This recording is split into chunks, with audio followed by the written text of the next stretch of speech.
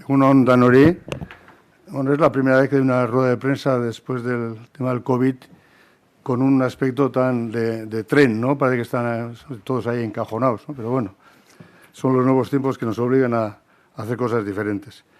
Egunon, de nuevo, como viene siendo habitual, y antes de comenzar, espero que todos ustedes se encuentren bien de salud y su gente cercana también.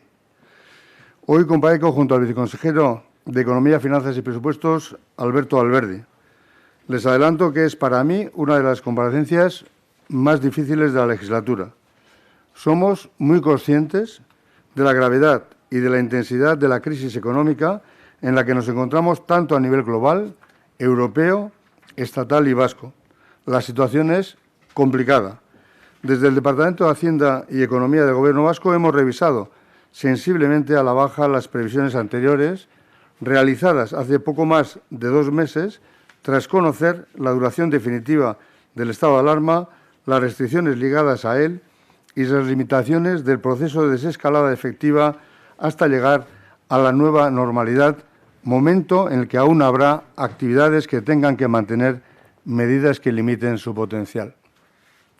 Como les decía, en este escenario nos encontramos ante una situación económica muy complicada, con una caída del PIB para el año 2020 del 8,7% y de un crecimiento del 6,7% para el año 2021. Esta previsión tendrá una elevada incidencia en el empleo. Este año se estima que su caída sea del entorno del 7%, unos 68.000 puestos de trabajo a tiempo completo que previsiblemente se perderán. El fuerte incremento del año 2021 conseguirá recuperar del orden de 48.000 empleos, 48.000 puestos de trabajo, con un crecimiento del empleo del 5,4%. Respecto a la tasa de paro, esta se situará en el 13,7% en 2020, con una corrección muy significativa en 2021, llegando al 12,2% de media anual. Argi daukagu mundu osoan Europan, estatuan, Euskadin jasatzen ari garen krisi ekonomikoaren larritasunaz eta intentsitateaz egoera zaila da benetan. Eusko Jaurlaritzako Ogasun eta Ekonomia Sailak bere aurreikuspenak berrikusi ditu.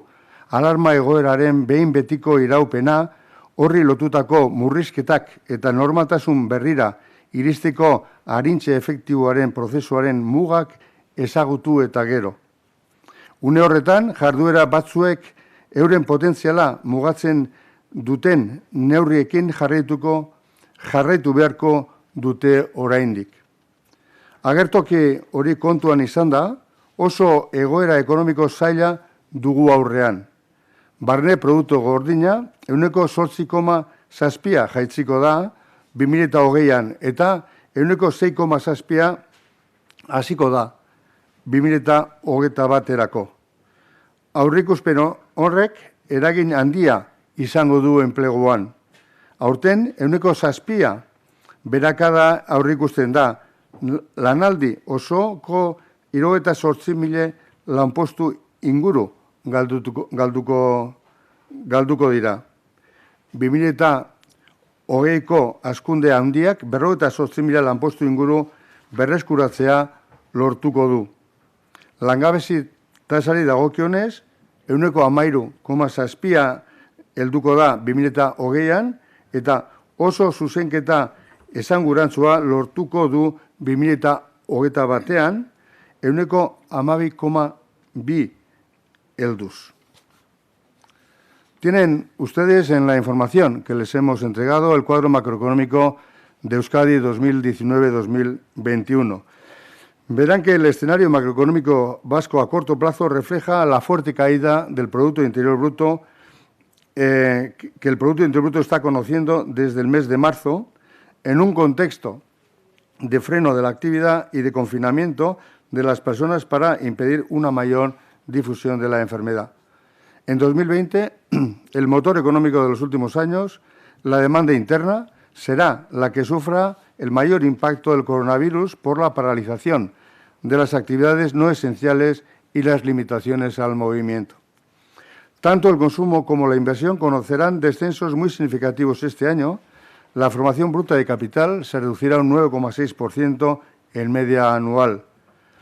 La incertidumbre generada por el coronavirus, las dificultades para retomar la actividad habitual, la ruptura de las cadenas de suministros y la cancelación de pedidos del exterior y del interior son algunas de las muchas razones que inciden en la pérdida de expectativas de las empresas, como muestran los datos sobre el clima industrial. Dentro del consumo final, la evolución es contrapuesta en el componente público y el privado. La necesidad de responder de forma eficaz a la amplia batería de colectivos que se ven perjudicados por la parálisis y la puesta en marcha de los estabilizadores automáticos harán que el gasto de las administraciones públicas aumente de forma significativa este año. Una situación de baja actividad económica como la actual afecta directamente a la evolución de los precios que tienden a reducirse. Además, el intenso abaratamiento de los precios de petróleo en los mercados internacionales incide en el coste de la energía. Con ese telón de fondo, el deflactor del PIB será ligeramente negativo este año y volverá a situarse en 2021 en los valores previos a la pandemia, ligeramente por encima del 1%. De cumplirse esta previsión, se alejaría el riesgo a una deflación.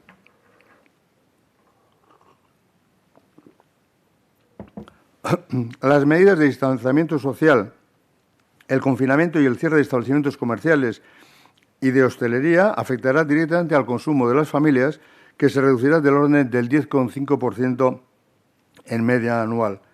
Una parte de esa demanda se perderá al no poder ser postergada, pero otra parte se satisfará en 2021, por lo que el incremento de este agregado en dicho año será excepcionalmente elevado.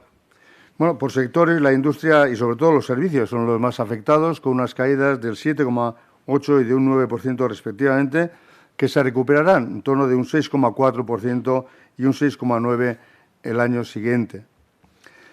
La paralización de la actividad productiva se ha llevado a cabo tanto en Euskadi como en el resto del Estado y en los países con los que se tienen relaciones comerciales. Esto significa que las exportaciones y las importaciones descenderán de forma muy importante en este ejercicio. Desde el punto de vista sectorial, todas las actividades principales registrarán reducciones muy significativas. Es evidente que todo este escenario impacta de lleno en las cuentas públicas, lo cual requiere trabajar con la máxima colaboración institucional. Por eso el Gobierno vasco trabaja con las diputaciones forales y con Eudel para llegar a determinar y cuantificar de la manera más precisa posible el impacto sobre la recaudación tributaria, con el fin de gestionar dicha caída de una manera coordinada y eficaz. En el momento actual, la hipótesis de trabajo es que se producirá un descenso de la recaudación en torno al 18%, algo menor del contemplado en abril. El Gobierno vasco constata, por otro lado, un factor muy positivo que es consecuencia del margen que brinda el proceso de consolidación fiscal llevado a cabo con éxito en los 3 últimos años. Afrontamos esta pandemia con los deberes relativamente hechos. Somos la comunidad autónoma con menos deuda de todo el Estado y tenemos superávit desde el año 2017. Sé que en ocasiones se nos ha tildado por algunas personas o por algunas voces de ser demasiado prudentes, pero visto lo visto, creo que la estrategia que hemos venido defendiendo y trabajando durante los 4 años ha sido acertada. Argi dago, agertoki horrek eragin zuzena izango duela kontu publikoetan eta horretarako erakundeen arteko lankidetzarik handiena beharko da. Une honetan, lantzen ari den hipotesiaren arabera, diru bilketaren jaitsiera 18% ingurukoa izango da, apirilean aurreikusitakoa baino txikiagoa. Estatu osoan zor txikiena daukan autonomia erkidegoa gara, superabita daukagu 2017tik. Badakit batzuk zuhurreiak garela esan digutela batzuetan, baina ikusitakoak ikusita uste dut 4 urtez defendatu eta landu dugun estrategia egokia izan dela. A lo largo del mes de abril, el Ejecutivo ha emitido el total de deuda pública aprobada para el conjunto del año 2020, casi 900 millones de euros, y ha habilitado unas líneas de crédito adicionales por otros 900 millones de euros. Además, ha empleado más de 300 millones de euros de remanentes, lo cual nos ha permitido afrontar la situación con unos niveles de liquidez suficientes para garantizar la prestación de los servicios públicos tal y como estaban previstos. Existe, por otro lado, la posibilidad de considerar el gasto sanitario derivado de la pandemia en el marco del programa operativo FEDER País Vasco, lo que representa un ingreso efectivo de 90 millones de euros procedentes de los fondos estructurales. Si bien todo lo anterior tiende a garantizar un equilibrio en las cuentas públicas, el desplome de los ingresos habrá de ser amortiguado con otras fuentes de financiación más, como son la parte correspondiente a Euskadi del Fondo Extraordinario de los 16.000 millones del Estado y, fundamentalmente, y esta es la parte más importante, con un incremento considerable de la deuda pública vasca. Ambas cuestiones han de ser acordadas en la próxima Comisión Mixta de Concierto Económico que el 11 de marzo nos comprometimos a celebrar en el primer semestre de este año. Creo que es oportuno señalar que el Gobierno no tiene ningún problema para endeudarse lo que sea necesario dentro de sus posibilidades para poder desarrollar las políticas públicas que contribuyan a la mejor, más rápida y más justa salida de la situación económica en la que nos encontramos, tanto para la ciudadanía como para las empresas. Imagino que las preguntas después tendrán que ver con estas cuestiones, pero comprenderán que no puedo contarles más, ya que estamos trabajando intensamente con el Ministerio de Hacienda y conocen nuestro estilo. Para que una negociación o un acuerdo sea posible, la discreción es un elemento clave. Uste dut, egokia dela adieraztea Jaurlaritzak ez duela inolako arazorik bere aukeren barruan, bere behar beste zorpetzeko. Egoera ekonomikoa hau ahalik eta ondoren, azkarren eta modurik egokienean bideratzen lagunduko duten baliabideak herritarren eta enpresen eskura jartzeko.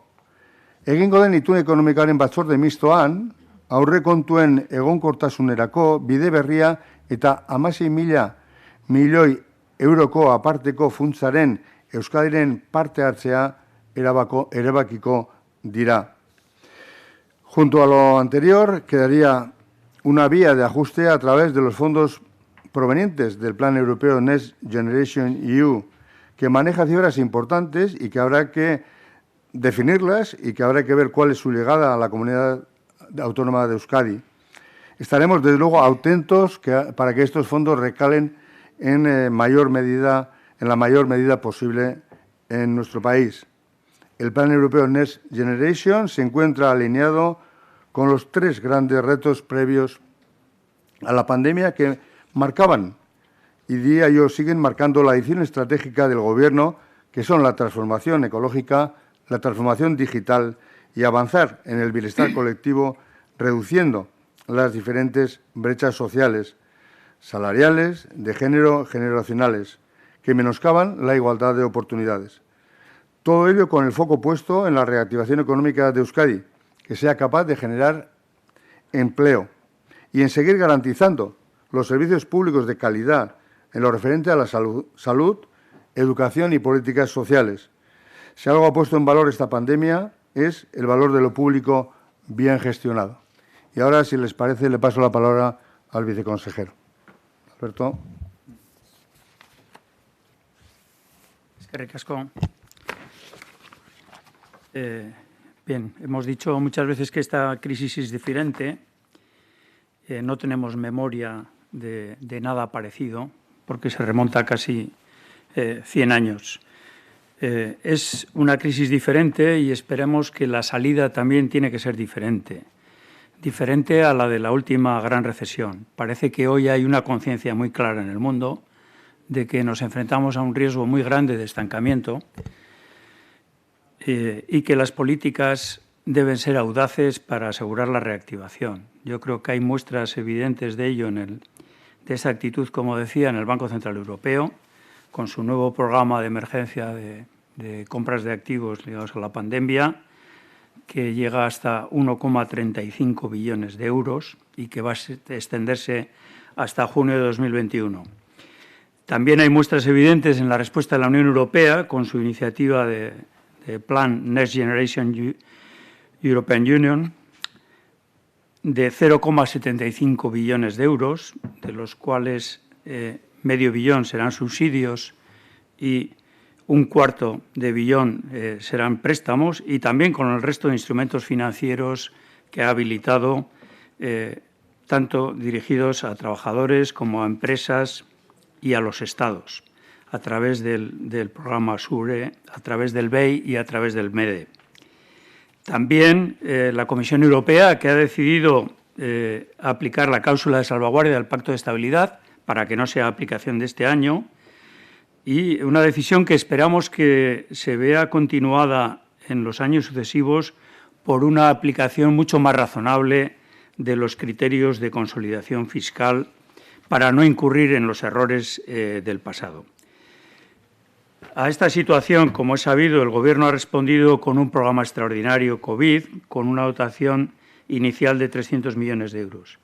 A día de hoy, el gasto imputable al programa asciende a 1.415 millones, de los cuales, como es sabido, 1.025 constituyen la línea financiera. Estamos, por lo tanto, hablando de en torno a 400 millones de euros.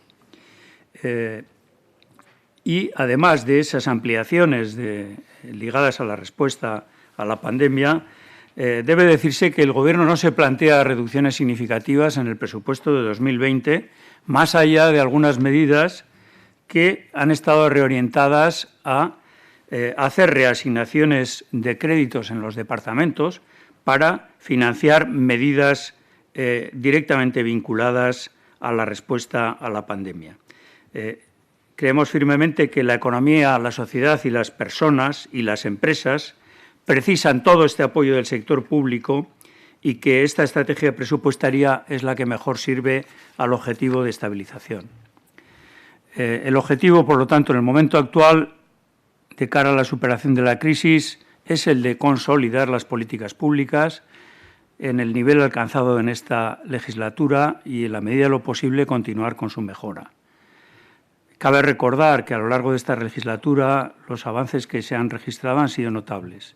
La protección en la RGI aumentó un 10%, las políticas de familia y vivienda experimentaron un gran salto adelante, la política de innovación registró un esfuerzo sostenido de un crecimiento por encima del 5% anual, solo por citar algunos elementos. Todos estos logros deben mantenerse y consolidarse y ser puestos al abrigo de la crisis. Recordamos que, ahora que estamos casi cerrando la legislatura, que comenzamos la misma señalando la necesidad de una recuperación salarial tras los esfuerzos de la gran recesión. La mejora en los salarios finalmente se produjo en el sector privado y también en el sector público, especialmente a través de los presupuestos de los años 2019 y este año 2020. El Gobierno entiende que no solo hay que descartar la austeridad mal entendida que llevó a la segunda recesión, aquella recesión que fue una recesión genuinamente europea, no solo hay que olvidar aquella austeridad, sino que hay que descartar la idea de deflación salarial que caracterizó también la misma. La deflación salarial es un riesgo que no puede hacer sino empeorar las cosas. Es verdad que cabe apelar a la solidaridad y a la idea de un reparto equitativo de los sacrificios y que eso, en el caso del sector público, impone una contención salarial, pero en ningún caso una deflación ni rebaja salarial. Como ha dicho el consejero, desde el pasado mes de abril estamos gestionando la situación de crisis bajo una hipótesis de caída de recaudación del orden del 18%, que se va a traducir en una merma de aportaciones de alrededor de 2.000 millones de euros y que va a conducir, por tanto, a un déficit significativo.